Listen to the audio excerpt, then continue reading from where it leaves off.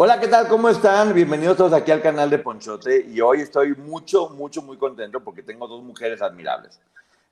Primero voy a presentar obviamente a la licenciada Maggie que me está acompañando de nueva cuenta. ¿Cómo estás, Maggie? Bien, gracias. Ya mejor.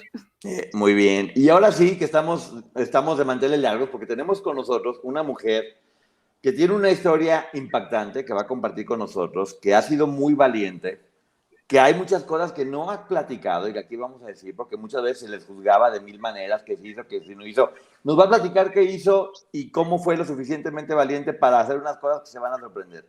Bienvenida, Edith Zúñiga. Hola, un beso a todos. Muchas gracias por abrirme tu canal, por abrir su corazón, eh, por tratar de ayudar de alguna cierta forma, contando todo esto tan terrible que nos tocó vivir a todas. Y les agradezco inmensamente el respeto que tienen ustedes hacia todas las víctimas y el respeto que están creando para que todas las personas que en algún momento nos juzgaron, nos criticaron, nos apuntaron, cambien esa forma de pensar, esa forma de actuar y nos vean como realmente lo que fuimos, unas víctimas de un psicópata, de un ser enfermo, de un demonio. Me da mucho gusto que lo comentes de esa forma, me siento muy honrado y yo sé que Maggie también, porque finalmente siempre ha sido nuestra intención hacer que todos en conjunto vayamos aprendiendo a través de sus historias, que lejos de verlas como algo del espectáculo, como siempre he dicho yo, no pertenecen necesariamente a eso, pertenecen a historias de vida y a crímenes que son reales, que debemos aprender para saber también y no juzgar tan fuerte, porque creo que es igual de fuerte el haber vivido lo que vivieron y después de haber salido y enfrentar lo que tuvieron que enfrentar una vez que hayan salido. Para la gente que no sabe, bueno, les platico, Edith Zúñiga es una de las grandes sobrevivientes del clan Andrade, porque así lo voy a llamar únicamente, clan Andrade, que está mal dicho clan, pero bueno, es como la gente lo está ubicando. Vamos ahorita a platicar exactamente cómo lo definiríamos según la historia que tú nos estés contando. Tú eres una persona que habló muy poco de esto durante mucho tiempo porque decidiste mantenerte un poco alejada de todo lo que estaba sucediendo, de las entrevistas, y hoy, al tiempo, como siempre hemos dicho, cada una de ustedes tiene un momento en el que deciden hablar y contar su historia. Aquí ya lo habíamos tenido en el chat anteriormente, la gente de aquí mira, todo el mundo está diciendo yo te creo, yo te creo, yo te creo, qué bonito. Y sí, efectivamente nos gustaría mucho escuchar tu historia. Platícanos un poco de ti y cómo fue que entras a esta organización coercitiva.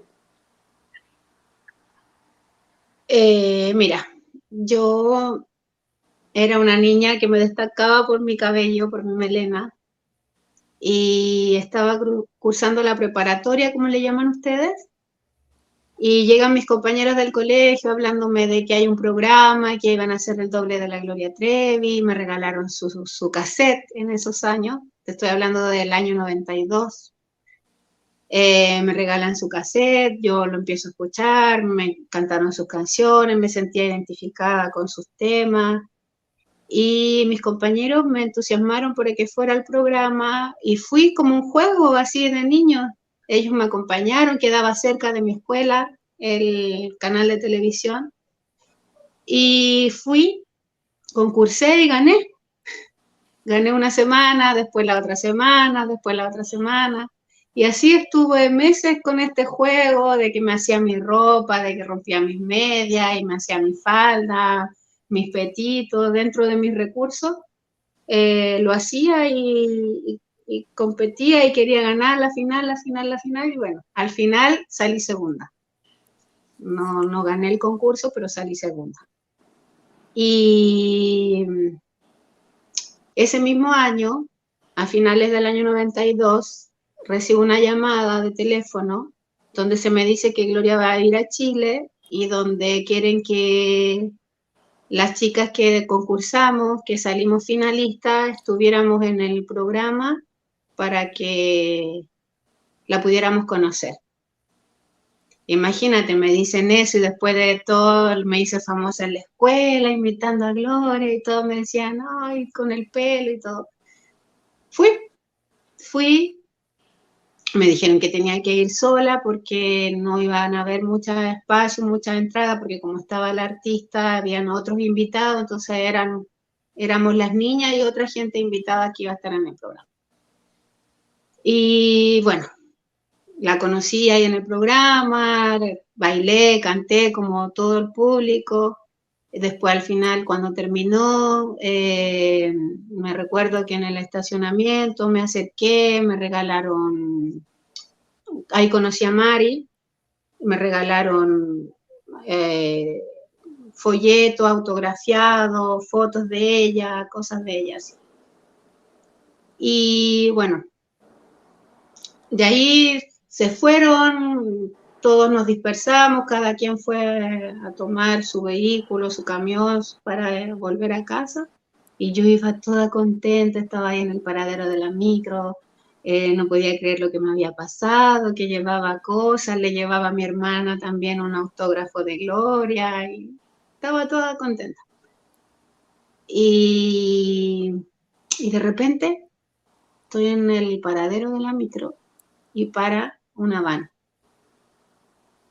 Se abre la puerta y era Gloria, era Mari. Me dicen, ven, sube tú. Yo todavía andaba con mi faldita, con mis panties rotas, y me recuerdo que habían 2 personas adelante que nunca les vi las caras. Eran 2 hombres, que ahora pensando en la perversidad de este tipo, tiene que haber sido él el que iba sentado al lado del chofer. Y ahí empezó todo. ¿Cuántos años Mari me tenías? empieza a hablar, oye, ¿tú qué haces? ¿Perdón? ¿Cuántos años tenías, Edith? Tenía 14 años. Ok, ¿y luego? Tenía 14 años y era una niña que eso era como lo más travieso, lo más osado que yo había hecho de salir en un canal de televisión, porque yo era una niña, a pesar que me gustaba el modelaje, me gustaba todo lo que era cantar, bailar y crear cosas con mis manos, hacer ropa, le hacía ropa a mis muñecas, todavía era una niña súper inocente, yo no había tenido novio, no me gustaban todavía los niños, era tan delgadita que todavía ni siquiera mis pechos se habían desarrollado, no sé si me entienden, era Una niña. Una una niña. niña.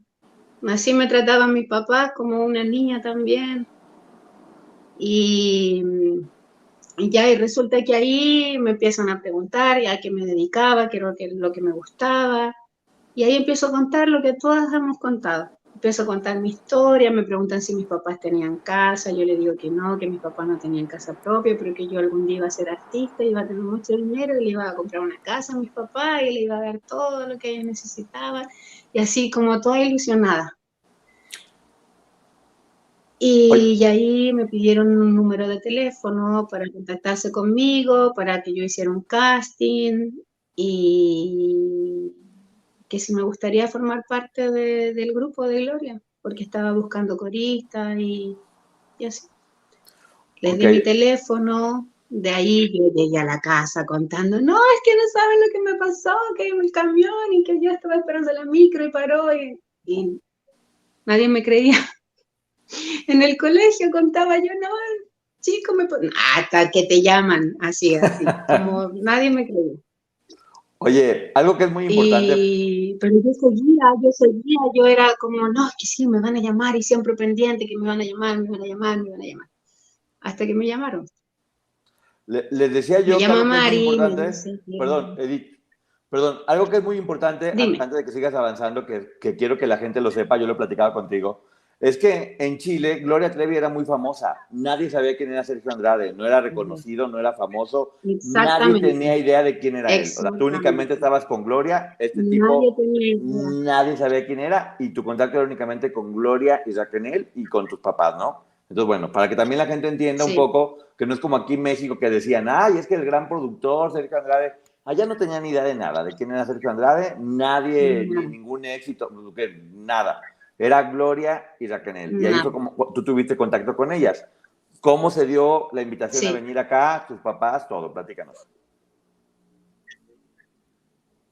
Ahí, bueno, pues, empiezo a recibir llamadas de Mari, semanales, mensuales, me llamaba y me decía, Edith, ¿sabes que vamos a ir ahora al Festival de Viña? ¿A ti te interesaría hacer el casting porque para que te viera el productor? Y yo le decía, ¿quién es el productor? ¿Quién es? Y me dice, mira, Gloria tiene un manager, una persona que le ha hecho su carrera, él tiene que aprobarte para que esto pase, me dice, pero mientras tienes que sacar tu pasaporte, tienes que pedirle permiso a tus papás, convencer a tus papás para que te dejen cumplir tus sueños. Entonces imagínate, es la etapa que aquí en Chile, a finales del año, de diciembre, se termina el año escolar, entonces tú tienes vacaciones diciembre, enero, febrero, en febrero el Festival de Viña y en marzo tienes que entrar a la escuela. Entonces yo fueron esos 3 meses que yo estaba, pero papá, dame permiso, pero mamá, déjame ir, mamá, quiero el pasaporte, quiero que me saquen el pasaporte salía carísimo, mi papá no tenía el dinero para comprarme el pasaporte, y yo, no, pero si yo voy a trabajar, después se los devuelvo, y así, y fue todo, que no, que te tienes que probar la ropa, porque vas a entrar a la escuela en marzo, y yo no me quería probar el uniforme, no quería, yo lo único que quería era irme a cumplir mis sueños, irme a trabajar con ella, y así. Llegó el día, antes de que empiece el Festival de Viña, voy al famoso casting, ahí conozco a este ser asqueroso,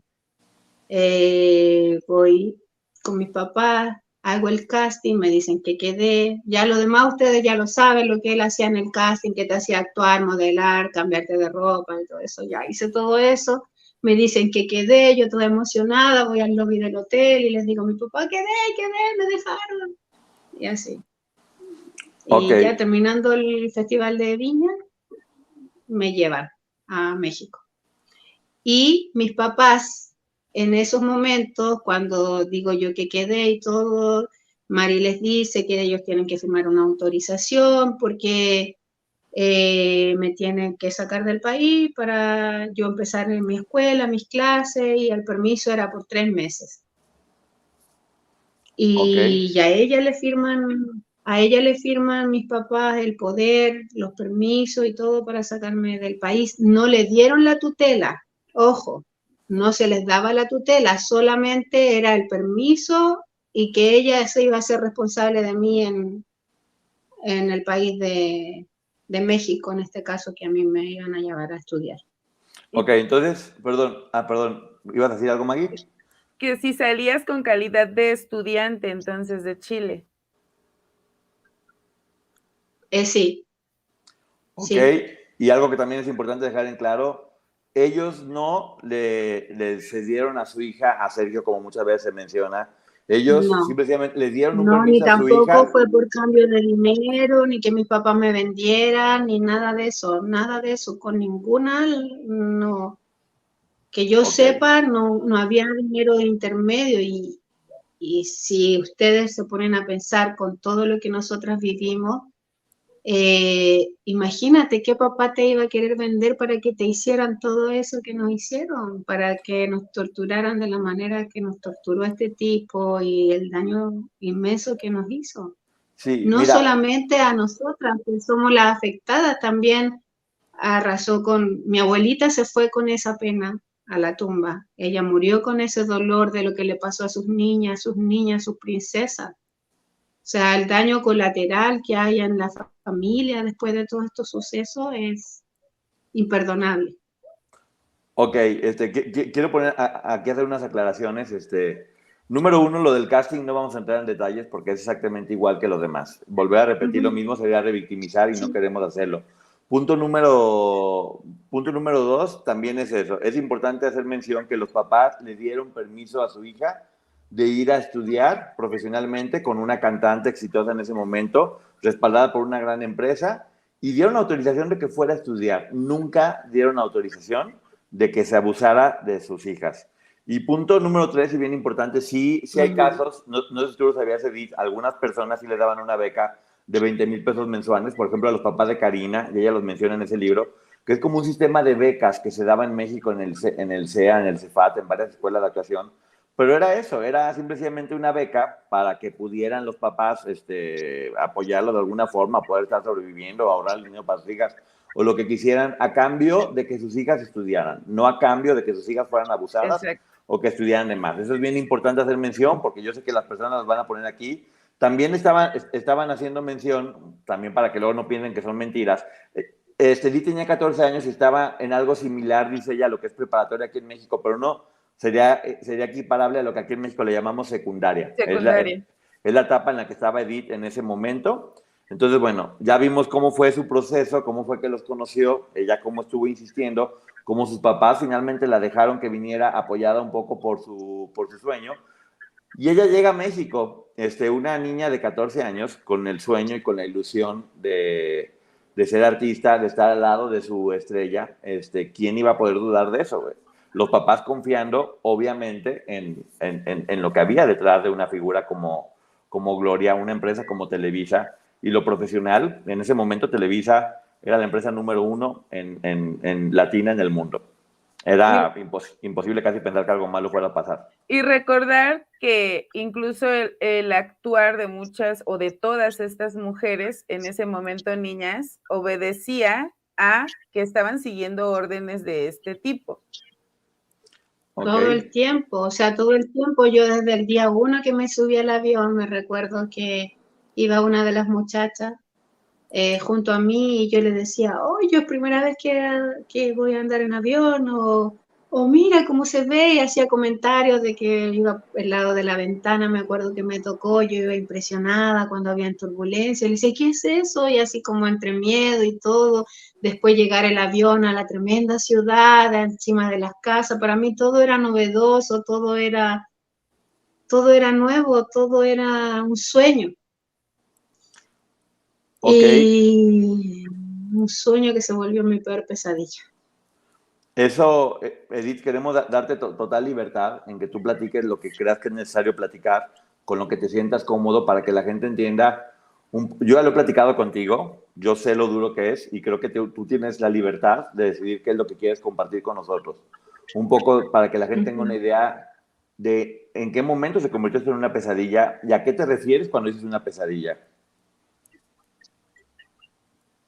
Desde el principio se volvió en una pesadilla porque llegué, se me dejó en un departamento en Copilco y yo no tenía, pedía mi maleta, no me entregaron mi maleta, aquí mis papás con mucho esfuerzo me habían comprado mi ropa, llevaban mis útiles de aseo, mi cepillo de dientes, mis cosas para el cabello.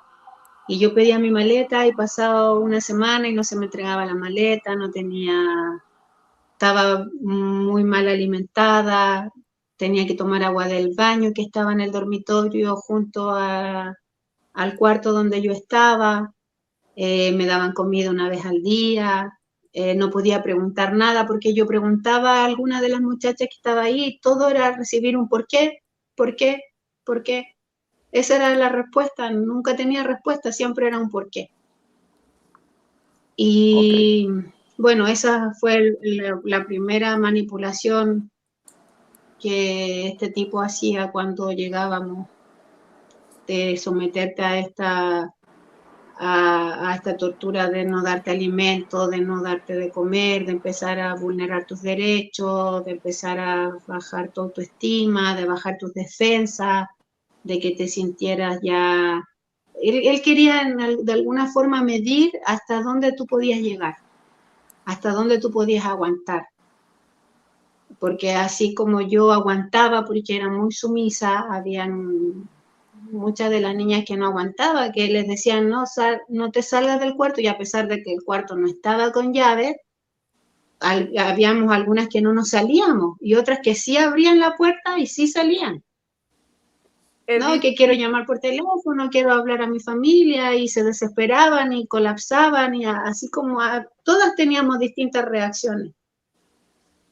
Edith, ¿y tus documentos, Dígame. tu pasaporte, quién lo tenía? O sea, o tú lo tenías, aunque... Todo se me quitaba, todo. Yo quedé solamente con la ropa puesta, ni siquiera con un pijama para dormir en la noche. Yo me dormía con la misma ropa, me levantaba con la misma ropa, me bañaba, me ponía la misma ropa, seguramente me secaba con algo de mi ropa, porque tampoco había toalla, no había papel, no había útiles de aseo, en el baño no había nada.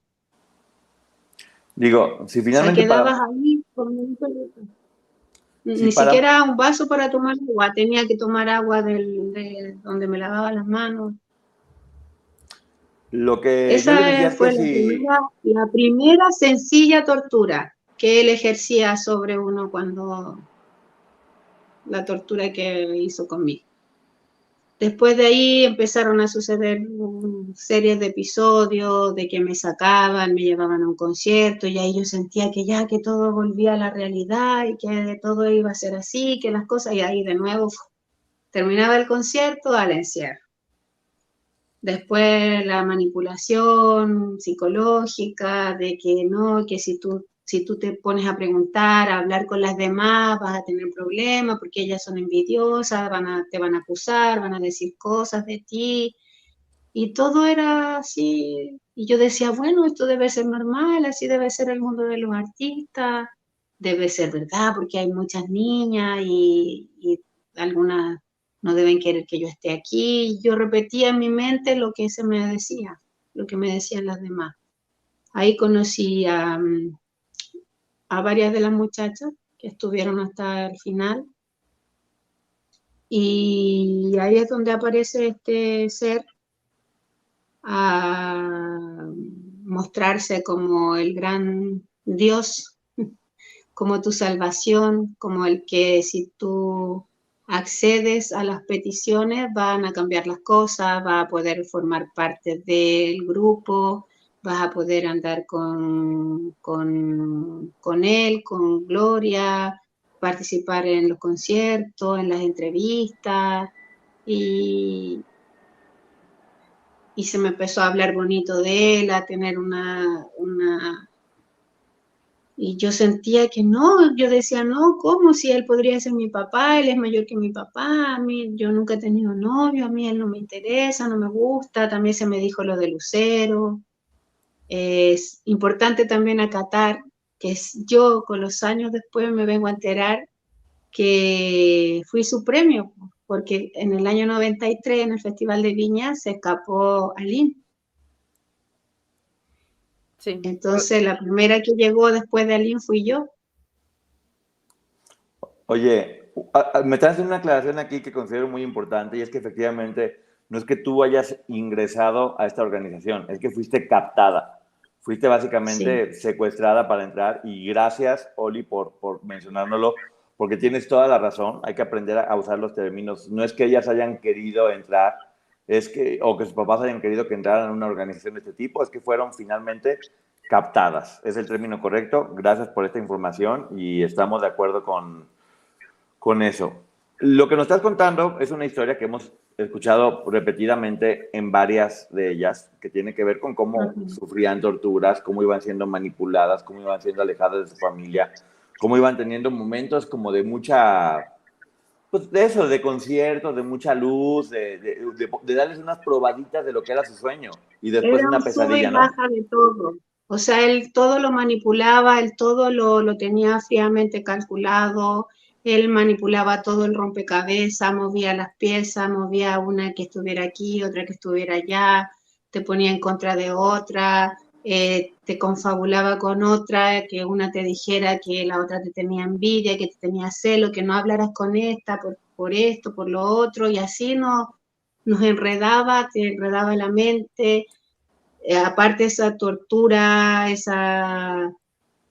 eso psicológico, el daño que te hacía de no platicar con nadie, de no dejarte conversar abiertamente con las otras muchachas. Y todo era un enredo, era otro mundo a lo que yo estaba acostumbrada, a la escuelita, a mis amigas, al colegio, a mi familia, a un cumpleaños. Yo no sabía qué día era, qué hora era, no veía televisión, no escuchaba música.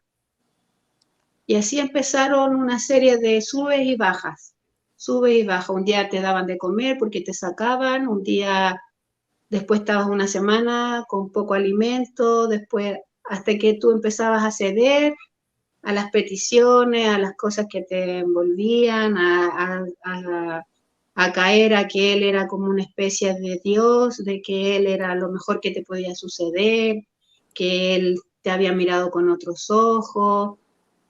Y yo al no acceder a estas peticiones, él hizo abuso de mí a la fuerza, a la fuerza. Nunca fui su novia como otras, que hubo una conquista de parte de él, no, porque yo no accedía a las peticiones de las más grandes, no accedía. Lo veía como algo que no podía hacer porque era lo que yo había aprendido en mi casa, que un hombre adulto, un hombre que me llevaba tantos años, no, yo no me podía imaginar enamorada de ese ser, no lo podía imaginar. Y esto Cabe sucede, destacar otra cosa también, ¿eh? Cuando él, no voy a entrar en detalles, pero cuando se hace este primer abuso, él tan enfermo, yo no sabía lo que me había pasado, yo no sabía lo que él había hecho, solamente fue un momento terrible. Y después me dice, después entra de nuevo al cuarto y me dice, ponte tal cosa que vamos a ir al cine. Y yo me baño, me cambio de ropa porque llevaba mucho tiempo así y no entendía aún lo que me había pasado. Después en el auto sentada sin hablar, él me hablaba, yo no hablaba y ahí fue una presa fácil de caer a todas sus manipulaciones que vinieron después y todas las cosas porque mi mente como que no asimilaba lo que estaba viviendo, lo que estaba pasando. Yo después lloraba, quería irme a mi casa y eso significaba estar semanas castigada. Entonces ya después decía que no tenía que decir eso y empezaba a acceder a otras cosas. Así estuve en la llegada de otras muchachas y sufriendo cada vez cosas inimaginables, torturas, no poder llamar a mi casa, no poder hablar con mi familia. Y si lo hacía, lo podía hacer, pero siempre custodiada por otra persona, sabiendo que él estaba en otro teléfono, escuchando lo que yo hablaba con mis papás, siempre amenazada que cuidadito con mi boca, cuidadito con decir algo, con contar algo de lo que pasa aquí. Edith, Y diga. cuando sucede este primer abuso, tú tienes 14 años. Sí. Y mi pregunta es, mencionabas que sales de Chile con un permiso por 3 meses. ¿Ese Sí. permiso se renovó o cuál fue? No. Cuando pasó, mira, eso tendríamos que checar porque eso está todo documentado, las fechas, todo eso está documentado, porque a lo que la gente no sabe si hubo una denuncia. Sí hubo una denuncia donde se presentaron todas esas documentaciones. Entonces, lo que yo estoy hablando, hay respaldo. Yo creo que la primera vez que me hacen ir a mi casa habían pasado 1 año, 3 meses. Entonces me trae Mari a Chile y ella tiene que pagar una multa por haberme yo excedido el tiempo que estaba permitido. Yo no sé cuánto ni nada, pero cuando llegábamos nos paraba el Interpol y decía, y ella así ella sabía, ella era la que él mandaba, como ella misma cuenta, la que hacía todas esas cosas. Era la cara visible, porque él obviamente no iba a ir a poner la cara ni a pagar una multa, ¿no? Se me llevaba por poquitos lapsos y siempre acompañada de alguien. Pero después que pasó el tiempo, y casi la mayoría de las veces fue Mari, tengo fotografías donde ella está con mi familia, en mi casa, donde ella les cantaba a mis papás, a mi abuelita, y todos la querían, y yo decía que todo estaba bien, yo nunca me atrevía a contar nada, ni daba señales de lo que me estaba pasando. Si pasaban tiempo de no hablar, mis papás tenían un número de teléfono donde dejaban un mensaje en un fax o en una grabadora. Entonces, él cuando llegaba a la oficina veía ese fax, revisaba ese cassette y yo ahí lograba escuchar en lo que estaba haciendo algo, lograba escuchar la voz de mi mamá, la voz de mi papá, de una tía que presionaba mucho, que decía que si no llamaban, que ella iba a ir a la policía, que no era posible, que habían pasado 2 semanas, un mes, que su sobrina no se comunicaba con la familia, que qué es lo que estaba pasando, que ella iba a ir a México, me iba a buscar por todos lados y así. Ok, oye, Digo, Edith, bueno, algo bien importante, número uno, decirte que todo el chat está volcado en mensajes de apoyo para ti, de abrazo, de solidaridad, de fuerza. Todos están contigo, todos estamos contigo, porque eres muy valiente de estarnos muchas contando gracias. y platicando esto. Aquí te estamos todos abrazando. Y algo que también es muy importante para nosotros, y yo sé que también para ti, es que nos platiques con detalle cómo es que tu hermana llega, porque se ha hablado mucho al respecto y creo que nada más importante que tú nos platiques eso. Mira, lo que te quería platicar antes, después de todo lo que yo viví, llegaba a mi casa, no decía nada, y cada vez el temor era más grande, porque cada vez los castigos se hicieron peores.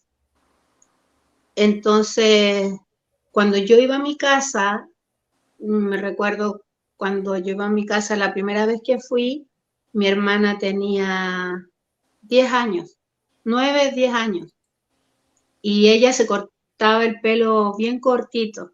Entonces le decía, ay, Mari, yo me quiero ir contigo, llévame contigo, yo quiero estar con mi hermana. Y ella le decía, no, está muy chiquita, déjate crecer el cabello. Mira, cuando crezca y te dejes crecer el cabello, a lo mejor tú puedes hacer un casting y también te puedes ir con nosotros. Y de ahí mi hermana nunca más se cortó el cabello. Hasta los 12 años no se cortó el cabello.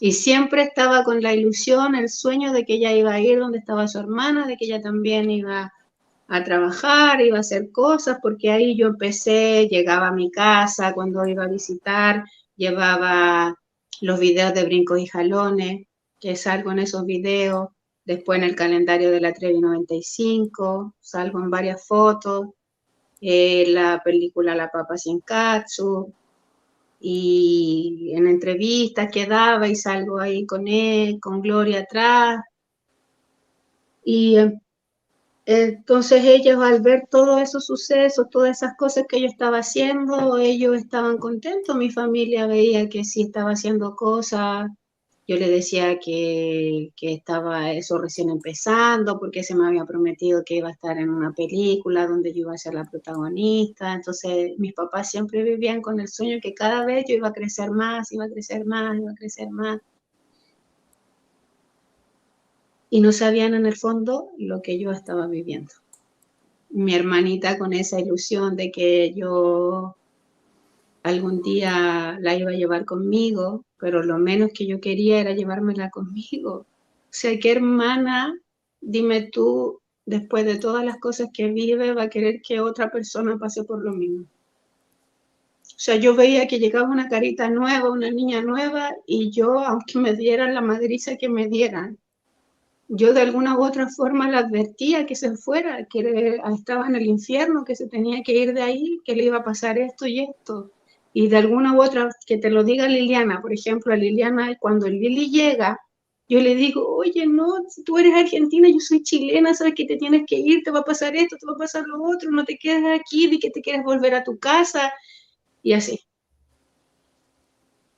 Ella te lo Okay. podría decir.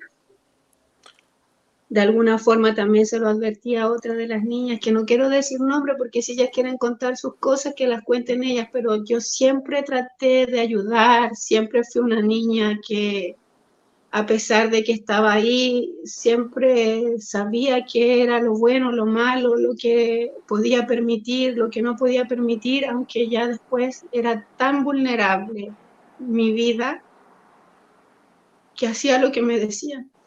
Me ponía donde me ponían, me quedaba ahí, si me mandaban a hacer labores, hacía a la perfección las cosas, y un día de eso que estaba haciendo Algo en la Casa Rosa de Cuernavaca, llega este tipo y me dice, no me había golpeado, hacían semanas que no me había golpeado, y me dice, ve a mi cuarto, está Gloria cambiándose de ropa, y te bañas y te arreglas, tienes 5 minutos porque te tengo una sorpresa.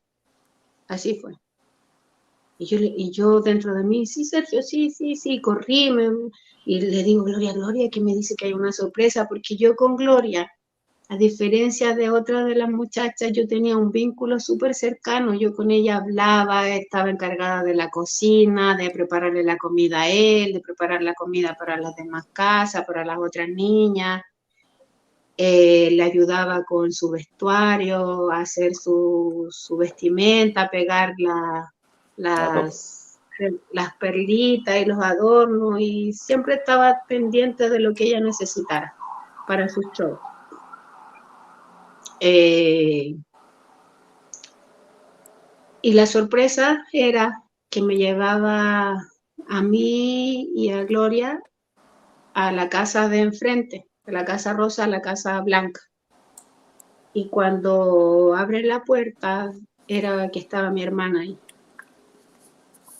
Imagínate, ella se me tira encima y me dice, hermana, hace un mes que llegué o más, no sé qué día es hoy. Y me dice, ¿por qué no me habías venido a ver? Me decían que andaba con Gloria en los shows, y ella solamente me abrazaba y me besaba, y yo lloraba. Yo miraba a Gloria me miraba a mí. Una situación horrible. Fue la primera vez que después de ese día me acuerdo que Gloria le cantó, la trató súper bien. Yo le dije que se cuidara, que yo iba a volver a verla y que hiciera las cosas bien, que si no aguantaba dijera que quería volver a la casa. Dentro de todo el temor que yo tenía de decir una cosa así, se lo dije. Y cuando llego a la casa donde está él, el cuánto lo veo. Yo me revelo, yo me pongo a llorar, yo le digo, pero ¿cómo si es una niña? Tiene 12 años, ¿por qué te la trajiste? Le decía yo. Imagínate. Entonces, yo ahora digo, es fácil decir, no, ella le prometió a él que se iba a llevar a su hermana. Yo no sé en qué otras circunstancias las demás pudieron llevar a su prima, a su hermana, no sé. Pero mi situación fue así, como la estoy contando. Yo jamás hubiera querido que mi hermana pasara por eso que yo estaba viviendo. Y me sentía culpable. Todo este tiempo no hablaba del tema. Si en mi familia tocaban el tema de lo que a nosotras nos había pasado, yo me iba, cerraba la puerta, golpeaba la puerta, me iba. Era un tema tabú que no podía hablar nadie conmigo porque yo no lo tocaba. Y después de 3 años que han pasado, he podido abrirme, he podido darme cuenta que no fue mi culpa, que yo era una niña, que llegué siendo una niña de ahí, llegué siendo una niña y me fui siendo una niña porque yo volví gracias a mi hermana, me quedé. Gracias a ella fue la estrellita que Diosito de alguna forma mandó para que me sacara de ahí antes de que me pasara lo que pasó los últimos 2 años, que fue cuando él las empezó a embarazar, cuando él las empezó a trasladar de país en país, y donde pasó lo de Anita y las cosas más terribles. Gracias a mi hermana, primeramente Dios, y gracias a mi hermana yo salí de ahí. Ok. Antes de ese tiempo. De nueva cuenta, gracias, Edith. Eres muy fuerte al platicarnos esto. Y sí, ya hemos escuchado muchas historias, no vamos a revictimizar referente a lo que estabas tú viviendo en cuanto a todo tipo de abusos. Y tú te enteraste de que tu hermana llegó un mes después, porque pudieron haber estado en una habitación uno al lado del otro, pero ustedes no tenían la oportunidad de verse hasta que te Nos tenía en enteraste. casas distintas, nos tenía Ok, en casas distintas. Y después de esa vez que yo la vi, por la forma que yo actué, él no me dejaba, no me permitió verla durante todo ese tiempo que ella estuvo casi 2 años. La prueba fehaciente está en que yo no salgo en el calendario de las chicas de la prepa. Si ustedes ven el calendario de las chicas de la prepa, yo no salgo, es porque él no dejaba que me juntara con mi hermana. ¿Tú durante 2 sabes? años, perdón. Durante casi los 2 años. Yo sabía porque yo siempre estaba al pendiente, yo después de esa paliza tremenda que él me dio, que Karina queda corta, yo lo digo porque dicen, ¿quién aguanta 500 latigazos? Y la gente la criticó por eso, pero queda corta con los castigos que él cuando se enfurecía nos daba. Y era terrible porque él era un demonio.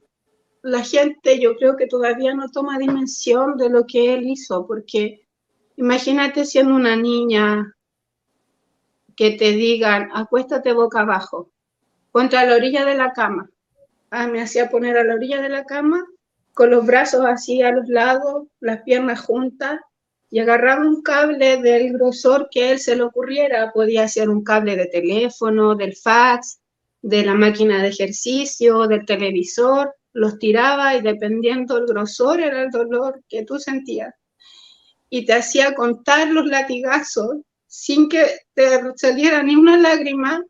Si te salía un quejido o un ay, ya no aguanto, empezabas a contar de uno de nuevo, aunque llevaba 50 y el castigo era 200. Si tú te quejabas en el número 80 o en el número 100 o le pedías que parara, por favor, empezaba desde uno.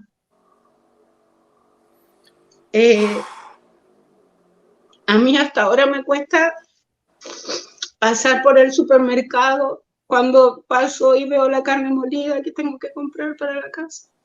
Porque después de esas palizas que me daba, yo me miraba en el espejo y quedaba así, igual como una bandeja de carne, desde mi cuello hasta los pies. Oye, tú platicaste que Tamara, Y eso no me lo hizo a mí, se lo hizo a muchas, a todas. sí, lo hemos platicado tú y yo, referente a que todas, absolutamente todas, sufrieron ese tipo de abusos, ese tipo de tortura. Pero tú nos platicaste que es gracias a tu hermana Tamara que logra salir libre. ¿Cómo sucedió esto? Tamara, a diferencia de la mayoría, creo que de la mayoría, si es que no fue la única, él nunca la pudo someter, porque mi hermana tiene un carácter, a pesar de lo chiquita que era de los 12 años que tenía, tiene un carácter hasta el día de hoy súper fuerte. Entonces, ella nunca él la pudo doblegar, nunca la pudo. Todo el tiempo que ella estuvo ahí fue tortura tras tortura tras tortura. Y yo siempre estaba al pendiente si estaba en la misma casa donde yo estaba. Yo me daba cuenta, por ejemplo, cuando él nos llevó a la casa de Iztapa, la casa de Iztapa tenía un muro como de 1,20 m. Entonces, él compra la casa y compra el terreno de al lado para hacer un hotel. Y ese terreno estaba lleno de maleza. Entonces, él ponía ahí a Marlene, a Tamara, a otra de las muchachas a desmalezar ese terreno, y yo de este otro lado donde estaba la casa, si él me ponía a sacar coco, a cortar el césped, a regar el pasto, lo tenía que hacer todo de rodillas o como a gata, como un perrito, para que yo no me levantara del muro y viera que del otro lado estaba mi hermana. Y viceversa, con ella hacía lo mismo del otro lado del muro. Uy. Y eso me vengo a dar cuenta después con el tiempo, que en alguna plática, conversando con ella, no, es que yo estaba aquí cuando se quebró el vidrio tanto, o cuando le cortó el, el chape a Sofía, porque todo lo que él hacía, por muy chistoso que a él le pareciera, porque habían cosas que a él le parecían chistosas y que no tenían ni un chiste. Por ejemplo, ahí en la casa de Iztapa, hubieron maestros un tiempo trabajando, entonces él tenía la manía de que nosotras nos viéramos como hombres, que no se viera que éramos niñas, que éramos mujeres. Entonces vestíamos de negro, con zapatos más grandes, tenis que nos quedaban más grandes, pantalón de buzo, polera con un gorro negro y más encima el del polerón, con el calor que hacía así teníamos que desmalezar, cortar el césped, hacer las cosas de la casa. Él no pagaba nana, no pagaba sirvienta, no pagaba a quien limpiara la alberca, todo lo hacíamos nosotras, todas, Oye, todas Edith, hacíamos. mencionabas de el momento en el que le corta el cabello a Sofía. ¿A Sofía también la Sí, maltrataba? a Sofía la conocí yo cuando llegué, ella tenía como 3 añitos. Y a mí se me dijo que Sofía era sobrina de Gabriela Holguín. Ujú. Y como Gabriela era de chochito, de rulito, de tener el pelo bien chinito y negrito, entonces se parecía mucho con Sofía y yo siempre pensé que era la sobrina de Sofía. Después que salí de todo esto, vengo a saber que era la hija de Sonia. Y también aclaro una cosa, que ya que ella me nombró, yo también la voy a nombrar. Mari dice en su podcast que ella era su esposa y lo repitió en entrevistas y en esto y en todos lados que ella era su esposa. Yo, por mis hijos, se lo juro, que yo no tenía ni idea que ella era casada con él. Yo no sabía, nosotros no teníamos acceso a tener ese tipo de información y ese tipo de documentación, ni de saber que ellos en algún momento se casaron, se divorciaron, se separaron, ni de la existencia de alguien que se había casado. No. Oye, Edith, se quedó aquí la gente con la duda, yo también. ¿Cómo fue que tu hermana te ayudó a salir? Porque tú dijiste que gracias a tu hermana pudieron escapar. Cómo fue ese Mira, proceso? ese fue uno de sus grandes errores, de los muchos, porque se le dice que es muy inteligente, que él es muy aquí, acá, allá. No, nunca fue inteligente, porque si hubiese querido ser inteligente, en verdad lo hubiese podido hacer y hubiese podido conseguir muchísimas cosas con todas las que lo amaban. Y de buena forma, no de la forma psicópata que se cada vez empezó a volver más. Mi hermana pasó todo este tiempo, como les digo, castigada. Ella en algún momento les irá a contar su historia. Yo eso se lo dejo a criterio de ella, si ella lo quiere contar. Ella ya lo ha hablado y cómo fueron esos 2 años que ella estuvo ahí. Pero lo que yo sí sé que ella nunca pudo él doblegarla. Entonces siempre estuvo en constante castigo. Y cuando él sabe que va a salir este libro y que tiene que llevarnos a cada una a su casa para advertir a nuestras familias de lo que está pasando, yo ese tiempo que lo único que yo tenía en mente era que tenía que volver a mi casa, que tenía que volver a Chile una próxima vez para poder sacar a mi hermana de ahí. Entonces yo me empecé a ganar su confianza, empecé a hacer todo al pie de la letra, que si me decía limpia los azulejos de la cocina, yo no los limpiaba, los despegaba y los volvía a pegar y los volvía para que quedaran todos impecables. Así, a ese nivel, una obsesión que él no encontrara ningún detalle. Y todo lo que él dijera y mande, Sergio, lo que tú digas y como tú digas y como tú quieras y así, así, así, así, así.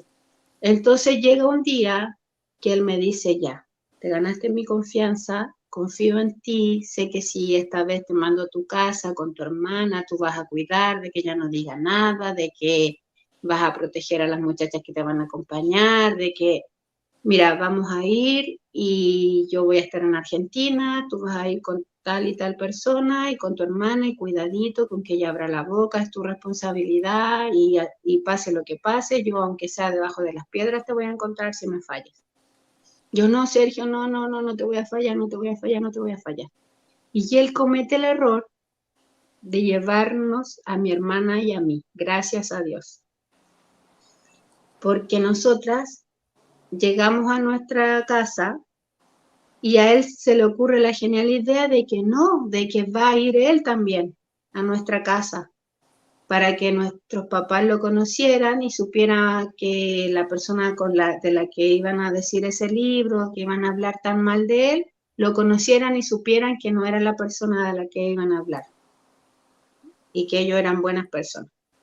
Fue a mi casa, se sentó en la mesa de mis padres como una burla después de todo lo que él hacía con mi hermana ahí, y ahí mi hermana cambió. O sea, de ganarse la confianza poquita que él le tenía, ella desde el día 1, en cuanto tuvo la oportunidad que él se fue y que quedamos con 2 personas ahí de las que nos tenían que cuidar, una a ella y una a mí, ella me dice, no nos vamos a ir a Argentina, que te quede claro, yo le voy a decir todo a mis papás, me decía ella, todo, todo. Y yo, no, Tamara, los van a matar, tú no sabes, tiene un hermano que es senador de la República y pueden mandar a sicarios y llegan en una camioneta y nos disparan a todos y dijo que iba a matar a mi abuelita y yo lloraba y le decía que por favor no dijera nada, que no dijera nada, que no dijera nada, que no dijera nada.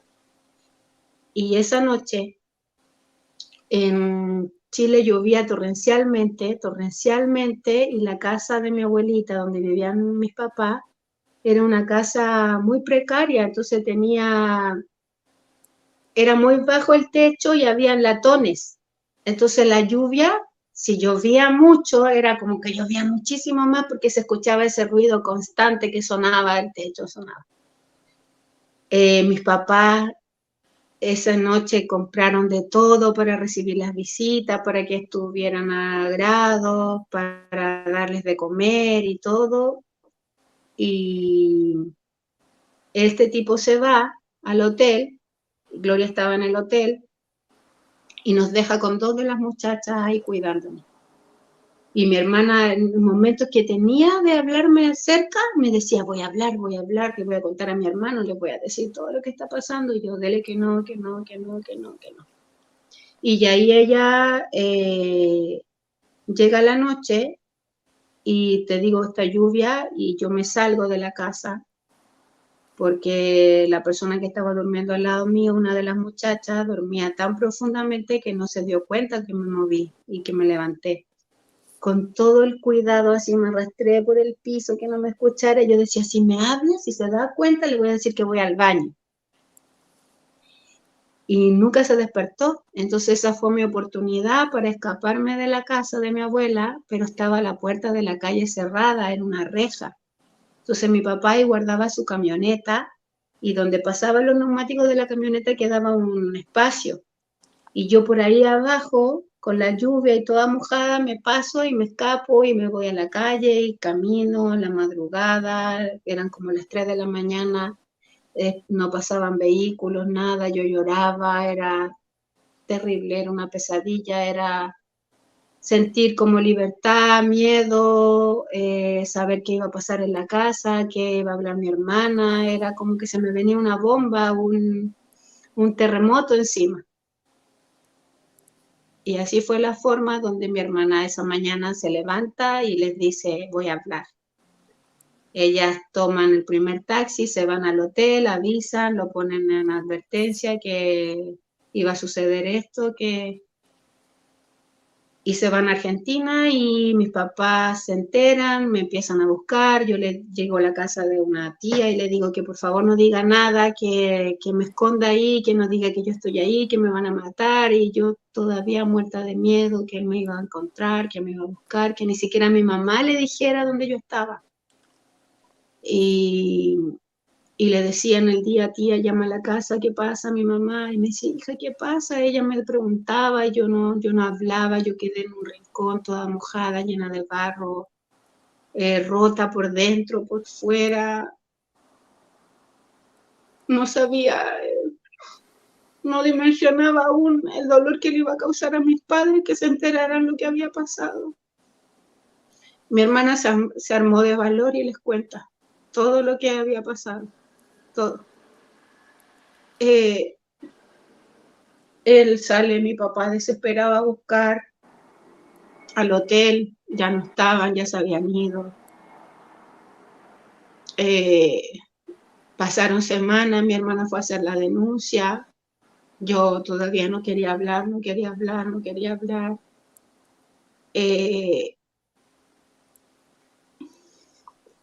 Me llevan a la policía después y cuento lo que yo podía hablar, solamente no doy grandes detalles, pero sí digo lo que me pasaba, el tiempo que estuve ahí.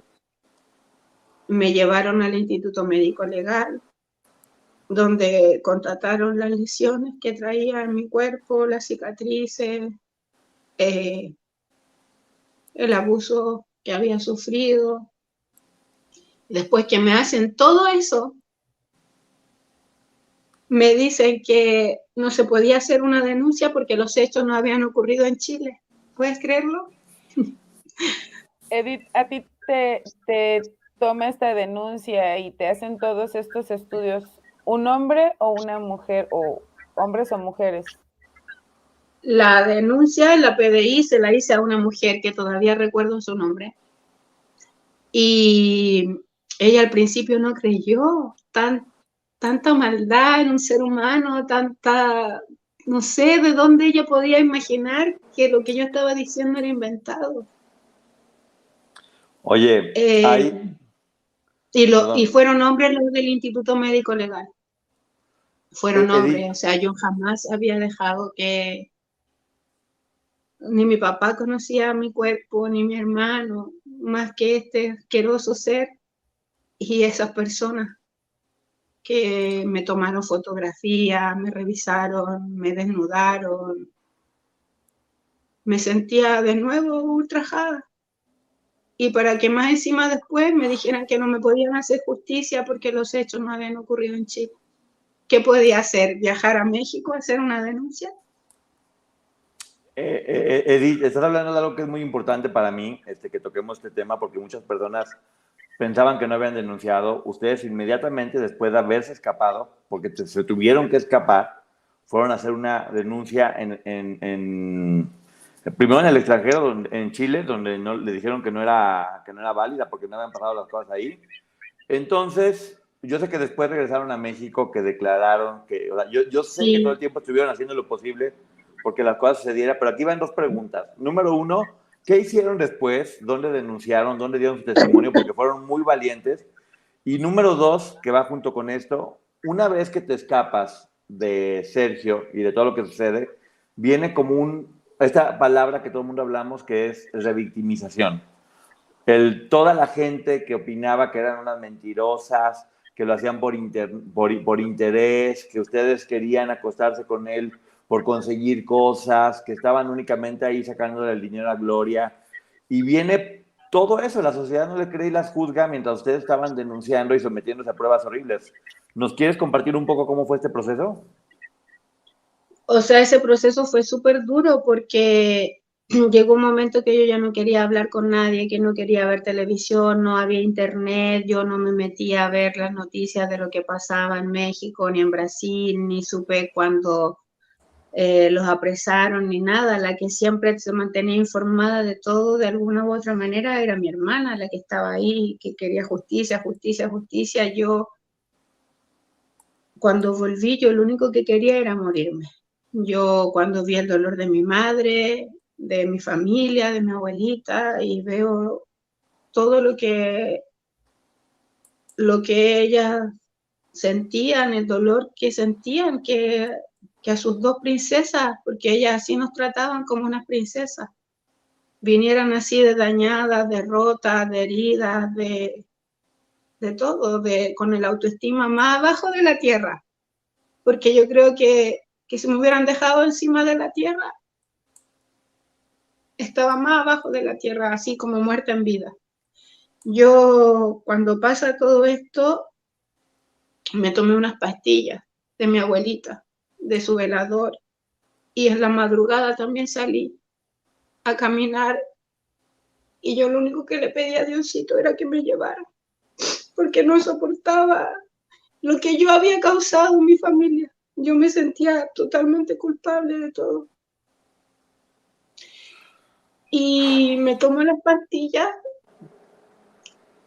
y me recuerdo que mi papá, cuando éramos pequeños, nos llevó al sur de Chile a acampar, a quedarnos en unas carpas y todo, porque había un bosque al lado del mar, que había luciérnagas. Y yo pensaba que las luciérnagas no existían, que eran como Fantasía. así Fantasía. ficticias, que era una fantasía. Y ahí yo conocí las luciérnagas. Y había sido el día más maravilloso de mi infancia. Entonces siempre en México yo recordaba esa instancia. Me veía con mi familia nadando en el mar, en la noche jugando en el bosque, atrapando las luciérnagas, metiéndola a una botellita. Y ese día que yo me trataba de quitar la vida, yo caminaba por una avenida principal donde pasaban muchos carros, mucha locomoción. Y dentro de de que estaba con eso de tomar las pastillas, de que no estaba consciente, yo veía las lucecitas de los autos como que eran esas luciérnagas, como que iba caminando por ese bosque de mi infancia. Edith, bueno, obviamente es durísimo lo que nos estás platicando, y sí creo que es importante lo que estás haciendo, porque me estoy dando cuenta cómo a través de tu historia muchas personas están dando cuenta de cómo es en realidad, porque muchas veces se juzga porque no se conoce o no se ha escuchado lo que ustedes sienten, lo que ustedes viven, lo duro que es, no es únicamente escaparse, que ustedes tuvieron que escapar, sino pasar el proceso una vez que lo han logrado. Ustedes ya Sí. estaban afuera, se enteraron de todo lo que sucedió, que estaban en la cárcel, que los habían detenido. ¿Qué hicieron ustedes? Porque yo sé que ustedes tuvieron el valor de denunciar a Sergio Andrade, sí hicieron lo que tenían que hacer, y la gente tal vez no lo sabe. ¿Nos puedes compartir un poco de eso? Mira, yo después de eso me encontraron, me llevaron al hospital, me hicieron lavado de estómago, yo le prometí a mi mamá que nunca más lo iba a volver a hacer. Mi mamá me dijo que yo era, y mi hermana y mi hermano, lo que ella más amaba en la vida, que si a nosotros el Señor nos llevara, ella eso no lo podría soportar, pero que lo que ya pasó y que teníamos que mirar adelante. Ella sacó fuerzas de donde no las tenía para demostrarme de alguna u otra manera que podía sobrevivir a eso. Y yo le prometí que nunca más lo iba a hacer. Entonces yo también, o sea, todas de alguna u otra forma sacamos de lo dañada que él nos dejó, sacamos la fuerza para salir adelante, porque yo me metí a estudiar, no había terminado mi estudio, obviamente todo lo que él dijo era mentira, yo no terminé la escuela, entonces me puse a estudiar, empecé a conocer gente, mi familia nos apoyó, no se habló más del tema. Y cuando mi hermana llegaba y me decía, oye, ¿sabes qué? Que encontraron a un niño en España y creo que es hijo de Karina. Y yo, ¿qué? Y me empieza a decir cosas y yo ya no quiero saber, no quiero saber, no quiero saber. Cabe decir también que él, cuando estábamos allí, él nos cambiaba el nombre, porque ya después ni siquiera, él cada vez se puso más paranoico con esto del libro Galín. Entonces él nos cambió el nombre, yo no me llamaba Edith, me llamaba Natalie. Y varias de las que llegaron al último me conocían como Natalie. Me llamaba Natalie Castro Figueroa, ese era mi nombre. Y a otras les puso otros nombres. Y Guadalupe Carrasco, una de las niñas mexicanas, le dice a la mamá de Karina que hay una niña chilena que podía testificar a favor de su hija y contar lo que realmente pasó, porque todo el tiempo estuvo con ella, y que se llamaba Natalie. Y esta señora por todos lados buscaba una tal Natalie, chilena, hasta que dio conmigo. Y ella me cuenta que su hija tuvo un niño en España y que lo dejaron abandonado y que este tipo andaba con todas las niñas y que las tenía todas secuestradas y ahí fue volver todo de nuevo. Y saqué el valor porque yo ahí ya tenía una niña de 9 meses. Yo había sido mamá.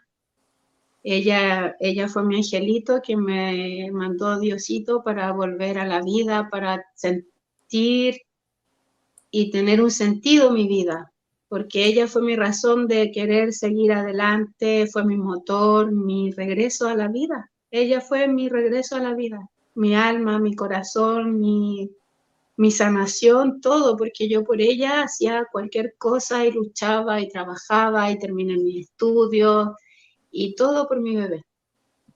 Entonces, cuando esta mamá me habla, me llama por teléfono y me dice que su hija no sabe dónde está y lloraba y mal, y yo decía, ya, es hora de hablar, tengo que sacar valor, si fuese mi hija, si fuese yo, si fuese mi madre, si yo no hubiese podido escapar ese día, que no me podía quedar así, a brazos cruzados. Y ahí me armé de valor y fui a México, revivir ese avión, esos momentos que yo después de eso nunca había vuelto a subirme a un avión y volver a llegar a México con el temor, con el miedo y todo, y me armé de valor y fui y hice mi denuncia, di mi declaración, conté las cosas. Sí siento, como la licenciada Maggi dice siempre, que el Estado mexicano nos debe muchas cosas. Yo siento que eso fue una de esas cosas, porque si ellos realmente hubiesen querido que este hombre pagara y se hiciera justicia, hubiesen tomado los testimonios de cada una de las que fuimos a denunciar en forma separada, no para apoyar a solo una demanda. Tenía que haberse hecho por separado, para que se nos hiciera justicia a cada una por los hechos que nos habían ocurrido. Pero ahí sucedieron cosas tan extrañas que no entiendo hasta el día de hoy qué fue lo que pasó, por qué se hicieron así las cosas, que si se me prometió que yo iba a poder hacer una denuncia, después me doy cuenta que no fue una denuncia, que yo di un testimonio para otra denuncia, que era la de Karina.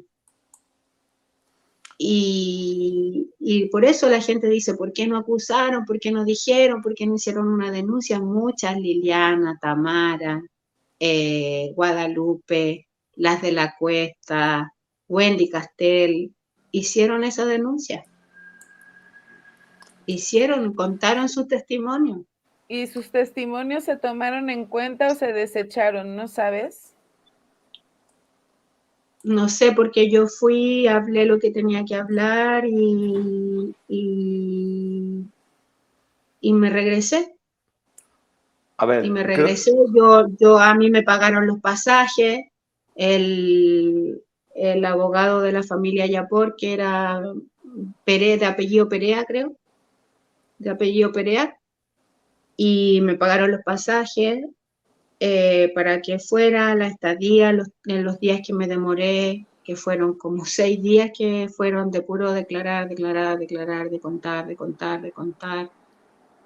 Y después de ahí yo volví y de nuevo me apreté como una almejita así. No, ya fue demasiado. Yo después ya no quería saber de nuevo del tema, nada.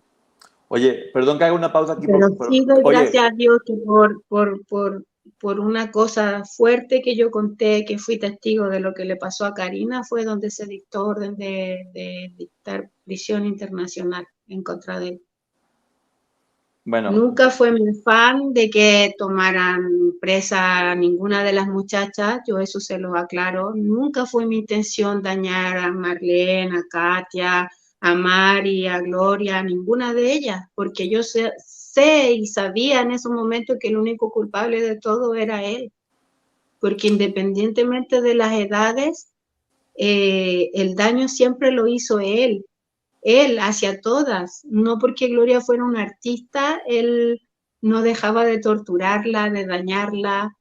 Podíamos estar en un hotel 5 estrellas, como toda la gente dice, ¿no? Andaban en hoteles 5 estrellas, claro, sí, porque se los pagaba el lugar donde Gloria iba a presentarse, le daban la suite presidencial y un hotel bueno, pero nosotras dormíamos, aún estando en una suite presidencial, dormíamos en el piso. Y Gloria junto a él como un perrito, también en el suelo. O sea, ninguna tenía favoritismo, ni tenía más que la otra. No, no. Oye, creo que esto es bien importante porque está aquí Maggie. Varias de ustedes tuvieron el valor y se sometieron a lo que tenían que someterse para dar testimonio de todo lo que este ser inmundo les hizo a cada una de ustedes, con la promesa de que probablemente cada una de ustedes pudieron haber puesto una denuncia, de tal manera que no fuera únicamente la de Karina y Apor, sino que fueran varias contra él, porque todas en ese momento estaban en posibilidad de demandar. ¿Hubiera sido eso posible, Maggie, o no? Sí, sí, por eso le preguntaba, porque me parece curioso que les hayan dicho que iban a poder denunciar y solo lo hayan tomado como testigos, y esos testimonios muy probablemente se hayan desechado, pero no sabemos la razón. Es lo que me interesaba, porque son testimonios que hoy nos impactan y en aquel momento tuvo que haber generado en la autoridad lo mismo y saber que eran delitos, y entonces tal vez los abogados tenían que haber encuadrado el delito. Y se siguen de oficio, ¿no? Si una persona llega y dice que sufrió eso, se tuvo que haber seguido de oficio al haber ellas declarado ante una autoridad, ¿no? Sí, porque además eran menores de edad al llegar ahí. Menor de edad, y ustedes llegan acompañadas por sus papás o familiares. Pero bueno, algo que quiero que quede bien claro aquí es que muchas de ellas, aún siendo menores de edad, tuvieron el valor de ir y declarar y dar su testimonio, y cada una de ellas pudo, porque hicieron lo que les correspondía a ustedes, haber puesto una demanda diferente para él, para que se juntaran todas y que en lugar de haber sufrido únicamente la condena de una de las demandas, hubiera podido sumar la de todas las demás y ese tipo seguiría en la cárcel, porque ustedes sí hicieron lo correcto, el Estado no las apoyó. ¿Estamos de acuerdo en eso? Sí, tengo una duda, Edith. Dime. ¿Ustedes o tú, específicamente tú, conociste al hermano de este tipo? Sí, sí, Eduardo Andrade, sí. Y lo que mencionabas, que tenías miedo de que él mandara sicarios a tu casa y demás y hiciera algo contra tu familia, ¿eran amenazas que provenían de Sergio o del hermano? De Sergio, no, de Sergio. Él, dentro de toda su locura, de su tortura, él, en un momento que me manda a mi casa, nosotros no teníamos acceso a ver televisión, a escuchar música, a ver noticias. Yo sabía que era mi cumpleaños es el 22 de noviembre, y sabía que había sido mi cumpleaños porque teníamos que hacer el pastel el día 26, que era su cumpleaños. Y ahí yo sacaba la cuenta que era el 26 de noviembre y que había pasado ya mi cumpleaños porque estábamos preparando con Gloria el pastel para su cumpleaños. Y nosotros no sabíamos de fecha ni nada, ni veíamos televisión, ni nada de esas cosas. Y cuando él sabía que me iba a mandar a mi casa, como de la nada me dice que me quede en un lugar, había un televisor y empiezan a dar una noticia donde en el estado de Tijuana, de la frontera de Tijuana, llegan unas camionetas negras con unos tipos armados y balacean una casa y la llenan de así y mueren 12 personas, una familia completa. Entonces yo me quedo así impactada viendo la noticia y se apaga. Yo no sé si era un video o qué, pero él me hace ver esa imagen. Pasa una semana después de que me hace ver eso y me dice, te voy a mandar a tu casa con tal y tal persona. Cuidadito con abrir la boca porque tú sabes lo que te puede pasar, tú sabes que yo conozco gente muy importante y yo había visto esa otra imagen y te lo juro, que yo después estaba en mi casa y yo lo único que quería era hablar y contarle a mis papás lo que me estaba pasando y yo no era capaz, me ganaba el miedo, el terror. Bueno, Y para que no, y después volvía en el avión y me veía en el avión que venía de vuelta a México. Yo decía, ¿por qué no hablé? ¿Por qué no dije? ¿Por qué no tuve el valor? Y ahí me arrepentía, pero ya iba de regreso. Edith, Yo les quiero contar algo que era lo que yo más me culpaba. En una ocasión, él me manda a Chile con Mari y acontece algo muy feo en México. Estábamos grabando la película La Papa Sin Katsu y sucede un acontecimiento donde Mari tenía que regresar urgente. Yo no sé si no había pasaje para que yo volviera con ella, él no quiso o yo creo que no hubo pasaje, no sé lo que pasó. La cosa que suena el celular de Mari y le dice que se tiene que regresar urgente y que nos teníamos que volver al otro día en la mañana. Y Mari empieza a buscar los pasajes, no los encuentra, le pide hablar conmigo y me dice, Mari se tiene que regresar y te vas a quedar en tu casa, cuidadito con abrir tu boca porque tú sabes lo que le va a pasar a tu familia y todo. Y se va Mari y quedo sola en mi casa, sin nadie que me cuidara, sin nadie que durmiera ahí conmigo. Y yo no sé si era peor estar en mi casa guardándome todas esas cosas, todo ese temor, todo el estar con mi mamá, con mi papá en la mesa, con mi hermano, con mi hermana, con mi familia, y que me preguntaran, ¿y qué es lo que estás haciendo? No, estamos grabando una película y contar todo así y no tener el valor de decir. ¿Cuál era mi temor de no decir, Dios mío, yo no, eso no lo puedo entender hasta el día de hoy, no lo entiendo. Era el sometimiento, el temor más grande de pensar que si lo digo, yo sentía como que él había dejado cámaras, que él había dejado una grabadora, que me estaba escuchando, que sabía lo que yo hacía, donde me movía, lo que yo podía dar a entender, hasta eso. Si daba algún inicio de decir, ese temor se generó por sus torturas. En una de las veces que él me castiga, me golpea, fue muy, muy, muy, muy, muy bruto, muy fuerte, me golpeó en la cara, en mi cuerpo, y fue porque yo le había dicho a una de las niñas que se fuera, porque iba a vivir lo peor ahí.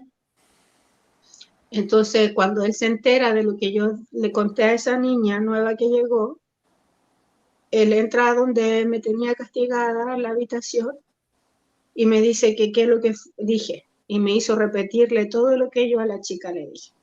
Entonces me empieza a golpear, a golpear, a golpear, a golpear, a golpear, a golpear. Yo pensé que me iba a matar. Pensé que hasta ahí nomás llegaba todo.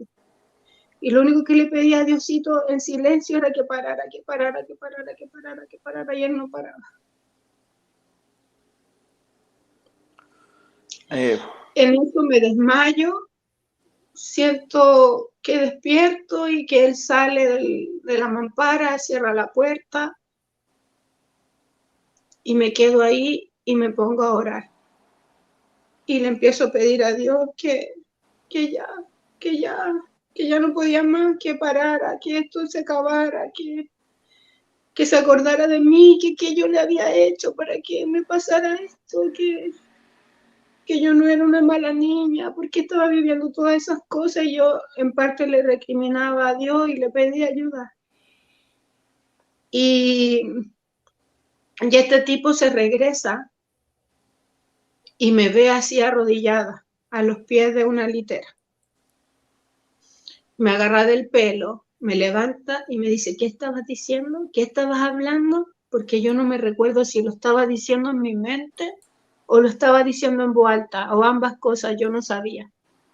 Pero le empiezo a decir al pie de la letra lo que yo estaba rezando, lo que yo estaba pidiéndole a Dios, se lo dije a él. Y ahí es donde él me dice que el único Dios que yo tengo y a la única persona que le tengo que implorar y suplicar o si quiero la muerte, lo que sea, era él. Entonces ya ni siquiera tú podías pensar, porque si él te pillaba en silencio y te decía, ¿qué estás pensando? Tú le decías lo que estabas pensando. Se lo decías. Todo lo que él hacía siempre era un juego malvado, era siempre con una intención. Una de las veces estábamos en Iztapa y él había que arreglar algo, entonces llega un camión con muchos sacos de cemento, que yo no sé cuánto pesa un saco de cemento, no sé cuánto pesa. Y resulta que los 50 tipos, kilos, me parece. 50 kilos. ya, los tipos los dejan apilados a la entrada de la casa, porque obviamente él no iba a dejar que entraran a la casa, hombres. Entonces dejan todo ahí en la puerta, y yo estoy en el jardín y me dice, Natalie, necesito que me traigas esos sacos de cemento. Entonces imagínate, sin comer, desmalezando, el calor que hacía, llego yo y tomo el saco de cemento y se me doblaban las rodillas. Se me doblaban las rodillas, yo lo tomaba así como en brazos y se me doblaban, se me doblaban. Y eso a él le causó tanta gracia que se atacaba de la risa, se apretaba la guata riéndose y llamó a todas las demás para que me vinieran a ver, como que yo era un Tony. Entonces, si se te cae, hay de ti que se te caiga, hay de ti que se te caiga. Estaba a punto de caérseme el saco. Yo sabía que no se me podía caer porque ya, cuando vio que ya mis piernas no aguantaban más, me hace que lo deje en el suelo y que vaya por otro saco. Y ahí, después que ve que yo vuelvo a hacer lo mismo y a él le vuelve a causar la risa, manda otra. Y esa fue su entretención toda la tarde, reírse de cómo nos pesaban los sacos de cemento. Uf. Ay, Edith, la gente sigue aquí mandándote mensajes de apoyo.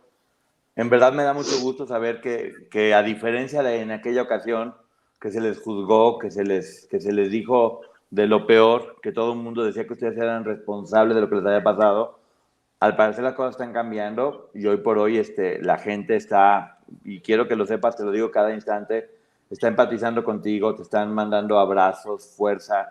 Yo sé que después vas a ver este video y vas a poder ver todo el amor que estás recibiendo, que es muy merecido por lo que has hecho y lo valiente que has sido.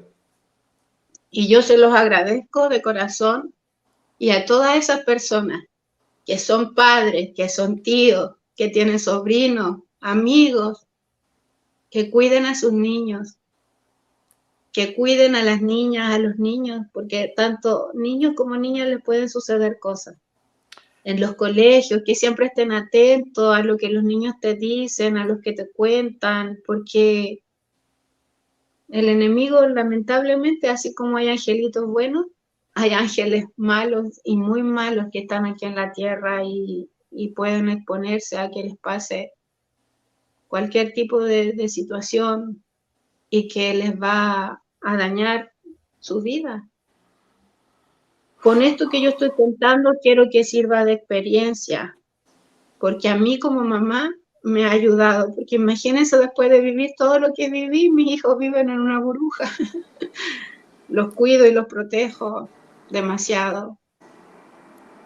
Y se puede, quien esté pasando por situaciones así en su matrimonio o que están siendo agredidas de alguna u otra forma, se puede salir de un círculo malo. Siempre se puede. No esperen a que las cosas se hagan más grandes, de que la persona va a cambiar, porque las personas así no cambian. Siguen siendo así el resto de su vida. Y es lo que yo me motiva a hablar, es de que yo no puedo vivir tranquila sabiendo que la niña que yo conocí, que se llamaba Sofía Andrade, que después descubrí que era hija de él, vivió muchísimas torturas. Y ella no conoce otro mundo que no sea el que él le presentó desde el día 1 que nació. Y no importa que ella tenga 27, 30 años, no tiene derecho él de seguirle arruinando la vida. También conocí a Sonia, La vi embarazada cuando yo llegué en el año 93.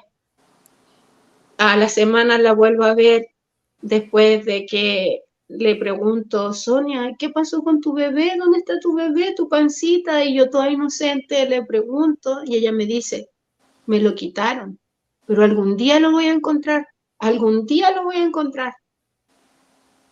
Y ese día nunca ha llegado, porque ella sigue sometida en las garras de él y más encima con otra hija que se llama Antonia. Y yo no tengo una fundación, no vivo en México, no pertenezco a un estatus social acomodado que yo pueda decir, no, mañana me voy a México y la voy a buscar.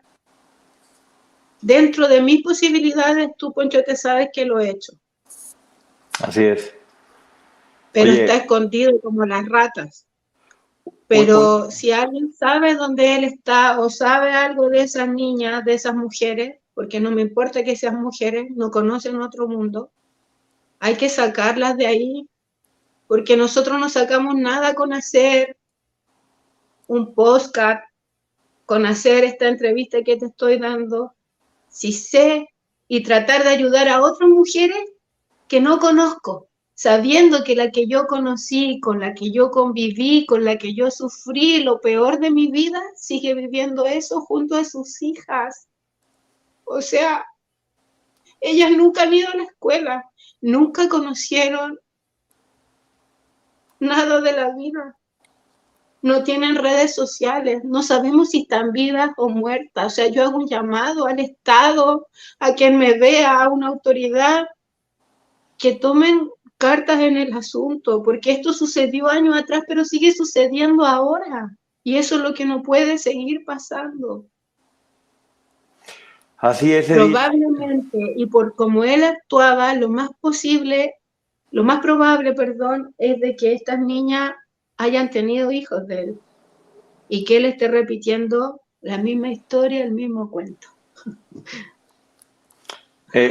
Edith, algo que me gustaría mencionar, que yo lo platicaba contigo y ya lo dijiste, por eso me atrevo a compartirlo, es que no, al igual que hace mucho tiempo, lo siguen haciendo ustedes. Algo que todas me han dicho, porque he hablado con varias de ustedes, algo que las une a todas es, queremos dar con él y queremos que pague, porque seguramente este hombre sigue haciendo daño y sigue lastimando personas y nosotras no podemos permitirlo. Cada una de diferentes perspectivas, como dices tú, el podcast, la serie, lo que cada quien quiera. Pero todas ustedes están tratando de dar con él. Yo sé que tú en especial, porque he hablado contigo, estás intentando buscarlo porque quieres poner a salvo a las personas que estén cerca de él, porque sabes de lo que es capaz. Y lo han estado haciendo, tal vez en diferentes grupos, pero siempre con la misma visión de todas, porque creo que es algo que comparten, ¿no es así? Sí, y quiero que a la gente que nos está escuchando les quede claro. Yo sé que ustedes han hecho conciencia en la gente de que ellos no pueden juzgarnos porque ellos no vivieron las cosas que vivimos. Independientemente que algunas hayan resurgido siendo un artista y otra dentro de sus posibilidades, yo también soy artista. Yo soy maquilladora, soy estilista, me gusta dejar a las mujeres lindas, yo las preparo para sus matrimonios, vivo todo ese sueño, toda esa ilusión con ella, amo mi trabajo, me encanta lo que hago y de alguna u otra forma he sabido también resurgir de las cenizas.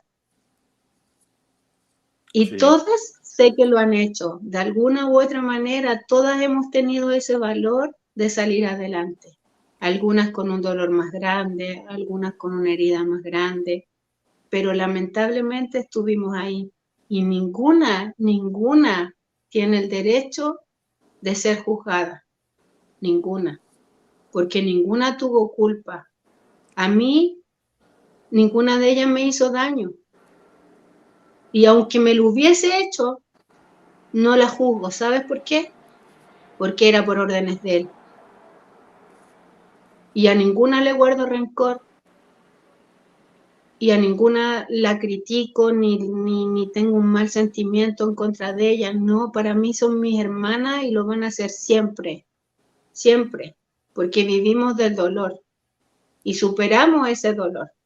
Pero lo único que yo pido es que se hable con la verdad, con el respeto, con la honestidad que esto necesita, para que todas nos unamos y podamos ir contra el verdadero culpable, Que es porque él. el dinero va y viene, el dinero va y viene, y esto no es algo para lucrar con él, aunque todas están en su derecho de alguna u otra forma a contar su historia y lucrar con esto, sí, sí, porque vivimos en el infierno, donde no tuvimos estudios, donde nuestros papás no tuvieron la posibilidad de darnos lo que nosotras como menores de edad tenían que habernos dado. Y después empezar a surgir de cero, sin ni siquiera ropa. Cuando nosotras volvimos a Chile ni siquiera teníamos una maleta. Nos teníamos que poner la ropa de nuestro hermano. Entonces empezamos de menos cero, y eso le pasó a todas, porque yo he escuchado ahora con los años, he escuchado la versión de Carola, de Katia, de, de Wendy, de todas las muchachas he escuchado y sé que todas han salido adelante y somos personas que a diferencia de otras hemos tenido el valor, porque mira, hay jóvenes que dicen, no, es que sabes qué, a mí mi papá nunca me aceptó, mi papá me dejó botado, mi papá nunca se preocupó de mí, por eso yo soy alcohólico, por eso yo soy drogadicto y por eso vivo bajo del puente. Lo que nos pasó a nosotras, deberíamos de estar viviendo bajo de un puente, ser alcohólica, drogadicta, prostituta, quién sabe qué, cualquier cosa, pero somos mamás, la mayoría, tenemos familia, supimos salir adelante, salir de la ceniza, tener nuestros hijos, luchar por ellos, luchar para que esto no vuelva a suceder nunca más. Y eso es lo que es valorable, eso es lo que hay que valorar, no juzgar a nadie, a ninguna, a ninguna, a ninguna. De Siempre y acuerdo. cuando no ataquen a las otras, yo siempre voy a apoyarlas a todas, a todas. Y siempre y cuando la que quiera justicia y que yo me pueda unir para buscar esa justicia, yo me uno para apoyarlo. Pero sin, como dicen ustedes, sin juzgarnos entre nosotras, porque eso era lo que él hizo, eso era lo que él quería. Él, hasta en sus juegos que se le ocurrían en su mente, era para hacernos daño. ¿Sabes qué? A veces se me vino a la mente. Se levantaba una mañana y se le ocurría que jugáramos básquetbol con él y hacía dos equipos, 7 para allá, 7 para acá, por decirte. Y estaba el aro de básquetbol y nos hacía correr y todo, y el panzón nos pegaba de empujones, nos tiraba a la muralla y la muralla era de granito. Y así nos quedábamos todas raspadas de las piernas, de los brazos, y así empujaba a otra para que la otra empujara a la otra, y hasta esos juegos de él eran perversos. Era hacer una competencia siempre entre nosotras, siempre estarnos y eso ya no tiene que pasar, él ya no está en nuestras vidas. Él lamentablemente está atormentando a otras personas y a esas son las que tenemos que salvar y por ellas nos tenemos que unir, porque todas las conocimos. Todas conocimos a Sofía, todas conocimos a Sonia. Yo no conocía a Antonia ni a los bebés porque me fui 2 años antes de que esas cosas empezaran a ocurrir. Híjole, sabes que Edith, en verdad eres una mujer muy valiente. Yo sé y quiero decirle a las personas por qué Edith está venciendo sus miedos, está hablando. Si hoy por hoy nos está contando su historia y está hablando, es porque quiere ayudar a otras personas. Quiere que se sepa dónde está Sergio y quiere saber que esas personas que están con él o que se habla que están con él estén con vida, estén bien, que no estén pasando nada malo. Y quiere también a través de tu testimonio hacer que las personas sepan y entiendan un poco cómo fue esto. Eres muy valiente, Edith. El hombre, animal, de muy pequeñito miembro, debe ser encontrado sí, debe ser Por eso hacía encontrado. el daño que hacía, porque él buscaba a las niñas que fueran vírgenes, que no hubiesen conocido a nadie, y era porque él tenía ese daño, yo creo. Chiquitito, Sergito Andrade. Pero bueno, ese señor, hacemos un llamado enorme aquí para que todas las personas que sepan cualquier cosa de él, por favor, den información, porque es lo que estamos buscando. Edith, de nueva cuenta, todo el mundo sigue apoyándote mucho. Creo que una de las preguntas antes de irnos, porque sé que también esto ha sido muy duro Sí, que para me ti. digan las preguntas que quieran. Sí, una de las preguntas es, ¿cuál es tu opinión acerca de Gloria? A Gloria yo le tengo un cariño súper especial. A pesar de que cuando llegamos, mi hermana, por el hecho de yo haber llegado a todo esto, por imitarla a ella, por quererla a ella, por ser como ella, eh, toda mi familia le molestaba cuando yo la defendía desde el día 1 que llegué a mi casa, que regresé. Porque Gloria siempre fue una persona súper sentimental. Ella siempre, su cara siempre fue súper expresiva. Entonces yo hablo por mí, cada vez que ella llegaba y me veía golpeada, me veía mal, yo veía en su cara su sufrimiento, sabía lo que ella estaba pasando y muchas veces se aguantó trancazo por defenderme, por ocultar que me vio comiéndome una tortilla, por ocultar que me vio echándome algo a la boca, que no tenía permiso. Siempre tapaba, siempre yo tenía hambre, entonces siempre ella tapaba eso en mí y yo en ella. Si yo la veía comer a ella, porque estuvimos mucho tiempo juntas a cargo de la cocina. Y, y nos hicimos súper amigas, nos hicimos súper cómplices dentro del silencio.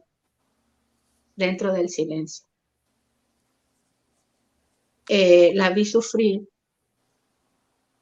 siendo la artista tan famosa a la que yo seguí, después conocer la verdad de su vida,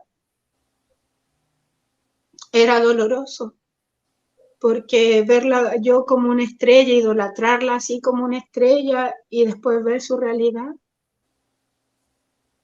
Ella nunca fue mala, ella nunca me golpeó, ella nunca hizo ningún tipo de abuso hacia mi persona y tampoco la vi hacia ninguna otra. El tiempo que yo estuve ahí yo no puedo decir nada de ella. Oye, Dime. perdón, lo que pasa es que están preguntando que qué opinas de una, de otra. Yo nomás quiero decirles a todos para ponértela fácil. Yo las Edith es... quiero a todas, yo las quiero a Exacto. todas, yo no guardo rencor por ninguna, pero sí de Gloria yo tengo lindos recuerdos porque a pesar de que yo la veía como la artista, la llegué a ver al igual que yo. Y ella nunca se demostró de otra forma, eh, ella siempre sufría con lo que este tipo hacía. Habían algunas que el corazón siento que se les endureció, que tenían otra forma de ver las cosas y te podían ver que estabas sufriendo y si te tenían que acusar, te acusaban y sabían que encima de los trancazos que tenían te iban a dar otros más y era más fuerte su miedo que contaban lo que tú habías hecho mal, ¿me entiendes? Pero Sí. habíamos otras que no, que nos quedábamos calladas. Si veíamos a la otra robarse una cucharada de azúcar, eran tonteras, Poncho, eran cosas que tú lo Sobre- piensas ahora y te lo juro que uno ve la vida de otra forma después de lo que vivimos. A eso voy, Eh, Edith. Yo lo que quiero decir a la gente es que tú nunca, nunca me has hablado mal de ninguna. Nunca. Tú eres una mujer convencida de que todos de que todas la pasaron muy mal. Siempre tu única intención ha sido que él pague, poder denunciar a través de tu historia. Y hay una pregunta que todo el mundo está diciendo y te la hago a ti. ¿Tú te imaginas a Gloria en algún momento volteándose contra Sergio, denunciándolo? Todo el rato, todo el rato. O sea, yo sé que ella quiere justicia, que ella quiere que él pague, ella lo ha dicho públicamente. Mira, yo hubo un tiempo, muchos años que no tenía internet, que no sabía de las. Para mí fue fuerte ver a Gloria cuando todavía seguía sometida de él y nos culpaba a nosotras de las cosas que habían sucedido. Pero yo lograba siempre entender el sometimiento en su mente que ella tenía, porque yo también lo viví. Imagínate estar en mi casa sola, sin nadie que me estuviera cuidando y no fui capaz de hablar, de decirle a mi familia lo que me estaba sucediendo. Y si me hablaban algo malo de ellos, yo los defendía a muerte, a muerte. Sí. Entonces yo sé lo que es ese sometimiento, ese lavado de cabeza, es eso de llegar tan pequeñita cuando tu mente todavía no se termina de desarrollar, cuando tú estás llena de ilusiones, cuando tus hormonas andan al 1000%, cuando tu cuerpo recién está creciendo, cuando eres una flor que recién está en capullo, que quiere crecer, que quiere aprender, que quiere absorber de la vida, y que llegue un psicópata, una mente tan perversa que te cambiaba hasta que el amor de tu mamá no existía, que tu mamá no te quería, porque si pasó un mes que no te llamaron es porque no te quiere, tu familia no está contigo, no les interesa, no les importa. Y era él el que no dejaba que nosotros llamáramos a nuestras casas, pero él cambiaba todo. Y así la hizo sentir a Gloria, así la hizo sentir a Mari, así nos hizo sentir a todas, como que éramos un lastre, un trapero. No, él nos utilizaba en todos los aspectos para sus travesuras emocionalmente, como un psicópata, en la forma sexual, de su nana, de su aseadora, de la que te limpiaba la alberca, la que cortaba el pasto, la que preparaba cocadas para vender, la que le hacía todo, todo, todo éramos nosotras, todos nos tenían alrededor de él haciendo lo que él se le pegaba la gana.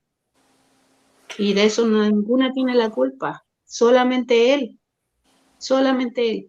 Y nuestras familias tampoco, porque nosotras les ocultábamos todo, nosotros no les decíamos, no les dábamos inicio de que nosotros estábamos pasándolo mal. Cuando lográbamos ver en ese poco tiempo, en esos pocos lapsos de ver a nuestra familia,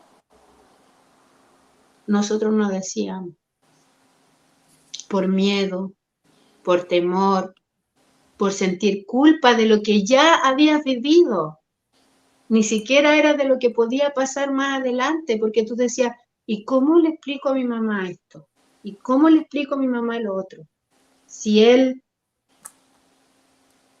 cuando cometía sus cosas más, sus vejámenes más absurdos, estoy seguro que de cierta forma grababa para el día de mañana decirte, si hablas, mira lo que voy a mostrar. Él cree que tiene la carta bajo la manga.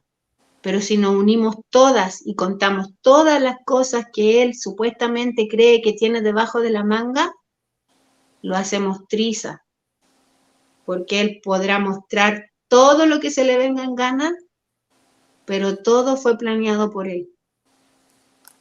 Y todo. Y quiero que sepan algo, habíamos hablado Edith y yo, y después de tantos años ella está dispuesta no solo a hablar, sino a enfrentar esto legalmente.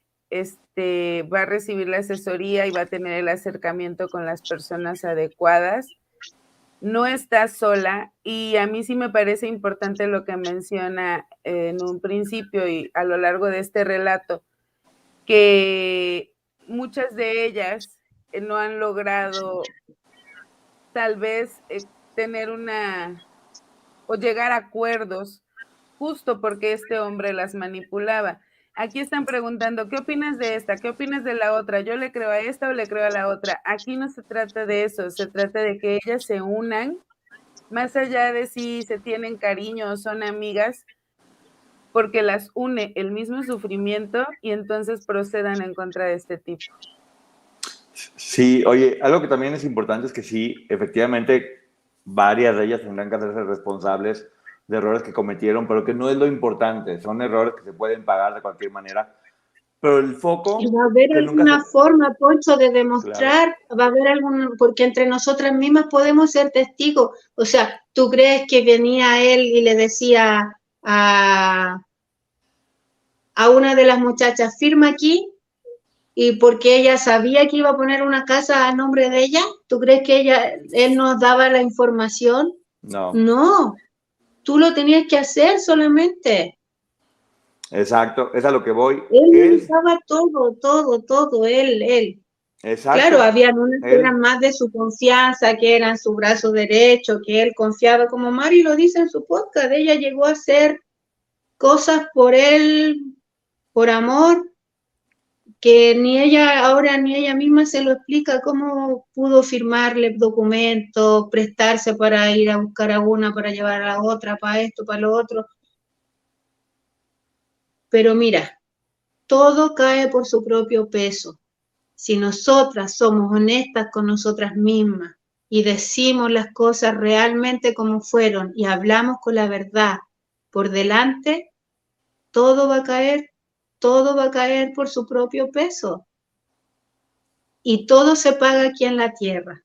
Quien esté mintiendo, quien esté tratando de limpiar su imagen, quien esté tratando de tapar, todo va a salir a flote en algún momento y todo se va a pagar aquí en la tierra. Sí, mira, a mí a veces me preguntan, ¿lo odias? ¿Qué te gustaría que le pasara? Yo lo único que quiero es que no siga haciendo el daño que ella hizo, que no siga haciendo más daño a esas personas ni a otras que puedan estar ahí, porque a veces sueño, tengo pesadillas y los veo de nuevo con 12, 13 niñas. Y eso es lo que no quiero que siga sucediendo. Lo demás se lo dejo a Dios. Dios se va a encargar de ir poniendo las cosas en su lugar, de ayudarnos a que cada una pueda ir soltando, de que cada una pueda ir sacando, de que cada una...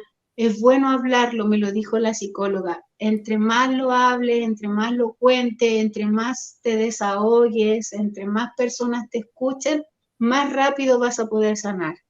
Mientras tú sigas cargando esa mochila con roca, con piedra, no vas a poder salir adelante. Y lo veo así, lo siento así, les agradezco el apoyo, el cariño, e incluso a las personas que en algún momento me puedan juzgar, porque a lo mejor si yo estuviera del otro lado también diría, pero ¿cómo no habló? ¿Cómo no dijo?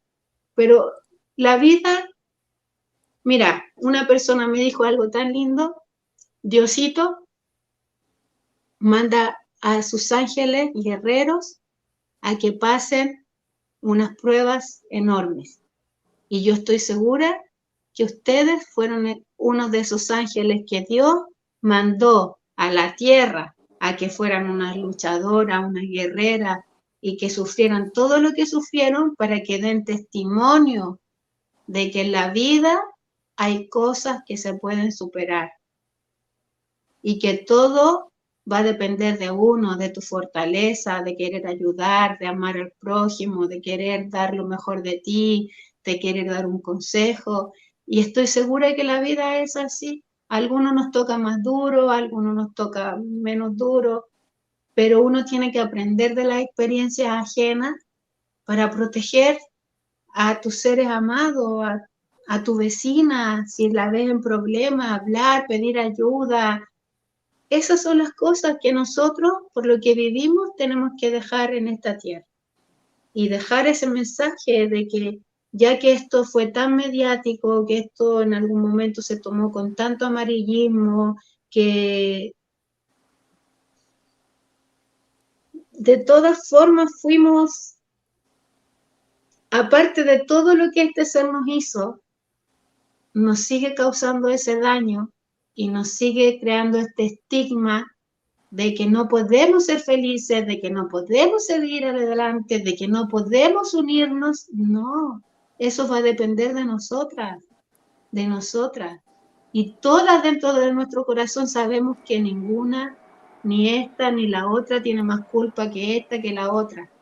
Pero se debe hablar con la verdad, se debe hablar, se deben contar las cosas, se debe sacar lo malo, se debe demostrar lo perverso, lo maléfico que fue este tipo con niñas, porque te lo juro, si llegaba una de 19, de 20 años que se le montaba en el toro y le decían, no, no, es que conmigo no vas a hacer esto, no vas a hacer esto otro, ahí quedaba el macho, se le iba su presa.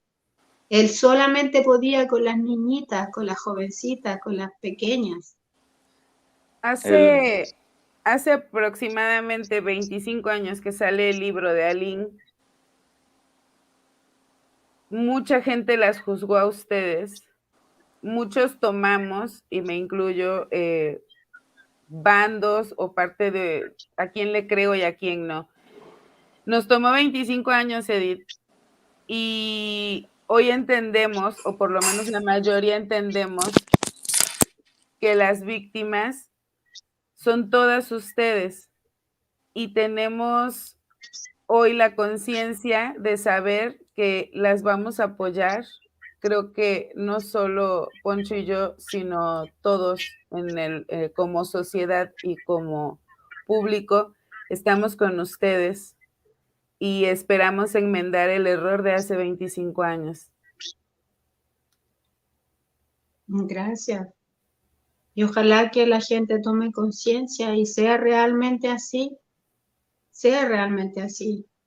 porque todas tenemos derecho a rehacer nuestras vidas y a tratar de dentro de lo que nosotras tengamos, de ser felices.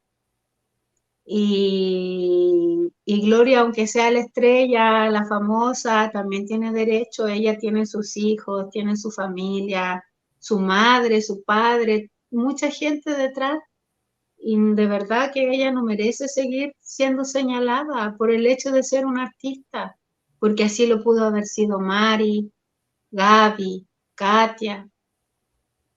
Ninguna de ustedes tiene, nosotros no tenemos derecho a señalar a ninguna de ustedes.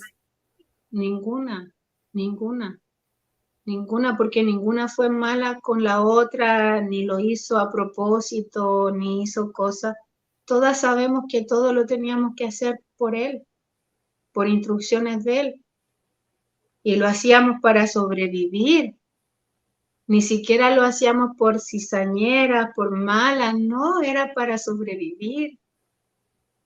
Y esas cosas que él en algún momento en el juzgado sacó, como las cartas, las famosas cartas que se le escribían, ya todo el mundo sabe que esas cartas se escribían porque repetíamos patrones, porque en un momento encontramos una carta y vimos que, ay, perdón, por favor, y repetíamos los mismos patrones de las otras para ver si nos iba un poquito mejor.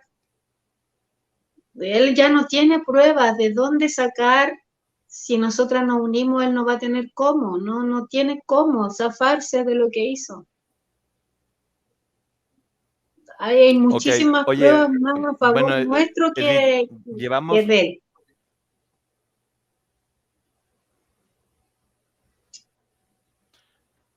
Llevamos ya mucho tiempo platicando con que te ves una mujer muy fuerte, muy poderosa, luego pasar por todo esto y convertirlo en cosas buenas. Es muy bonito escucharte hablar con esa sensibilidad, con esa tranquilidad, con esas ganas de hacer las cosas bien. Y mi pregunta última sería, ¿cómo lo lograste? Porque muchas mujeres que están aquí, muchos hombres, han vivido procesos también muy complicados. Tal vez en este momento se encuentren perdidos. ¿Cómo lograste llegar a ser la mujer que eres hoy en día, a pesar de lo que te pasó? Me ha costado mucho.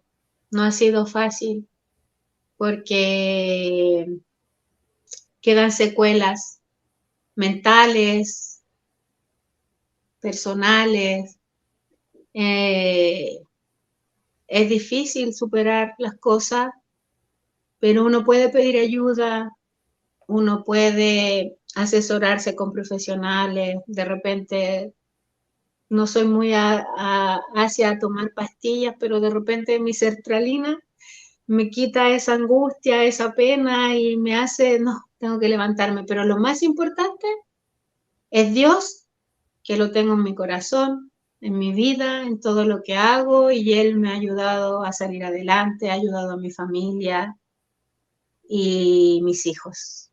Son mi motor, mi razón de vivir, son mi vida, lo que más amo, lo que más protejo.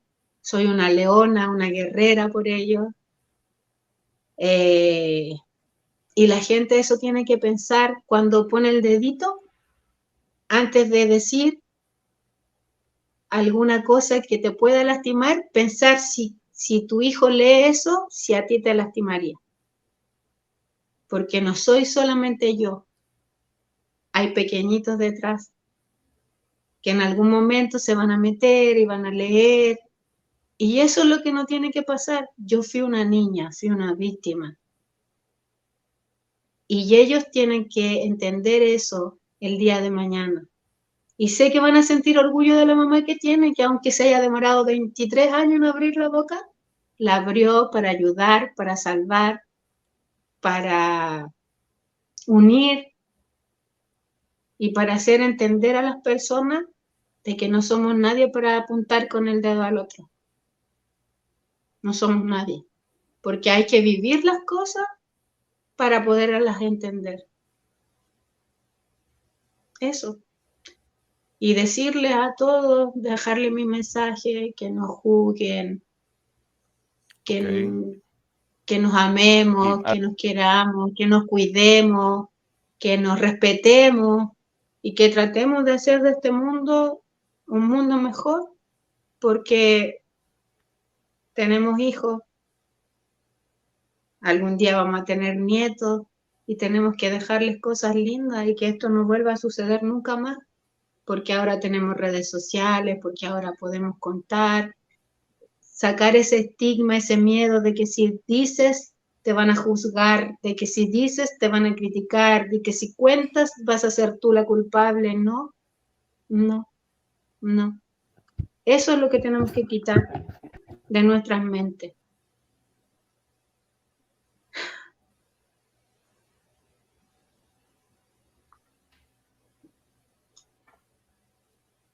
Edith, yo te agradezco y todo el público aquí te está agradeciendo el hecho de que hayas podido compartirnos tu testimonio, lo que te tocó vivir. Sé que hay cosas que son dolorosas de recordar, pero te agradecemos mucho que a pesar de ese dolor nos hagas ver el error que cometimos en algún momento para no volver a repetirlo. Sí, una disculpa que tuve aquí un problema técnico,